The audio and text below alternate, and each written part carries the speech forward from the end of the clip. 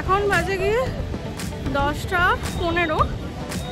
এখন আমি এই সিভিল লাইনে যে হোটেলের কাছে আছি সেখান থেকে বেরিয়ে হাঁটা স্টার্ট করেছি। তো আপনাদের দেখাচ্ছি যে কী অবস্থা। আমি যেহেতু সিভিল লাইন বাস স্ট্যান্ডের কাছে আছি, সো সেই জন্য এখান থেকে 10 কিলোমিটার হাঁটতে হচ্ছে। আর এমনিতে এটা নর্মাল ডেজে 3 কিলোমিটার, কিন্তু চেষ্টা করবো সিভিল লাইনে না নেওয়ার যে কোনো হোটেল। তো আমি এখন হাঁটছি, সবে হাঁটা স্টার্ট করেছি, 10:30 বাজে। এখন 15 মিনিটের মতো হেঁটেছি। ট্রাফিক, আমরা যারা হাঁটছি তাদের রাস্তাটাকে চেঞ্জ করে দিয়েছে। শিব বাটিকা সামনের দিক দিয়ে ঘুরিয়ে দিয়েছে দেখলাম। সামনে একটা বড় গাড়ি দাঁড় করিয়ে রাস্তা আটকে দিয়েছে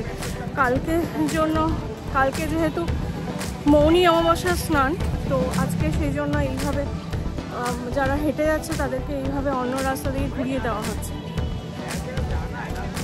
সামনে যারা হাঁটছে তাদের সেইটা আমি আপনাদের দেখাচ্ছি।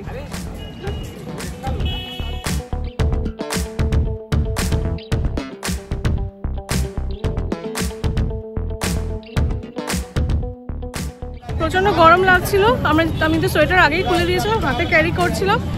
তো এবার আমাকে ব্যাগ কিনতে হয়েছে, কারণ নিয়ে যেতে হবে ব্যাগে করে জলের বোতল আর সোয়েটারটা নিয়ে যাচ্ছি।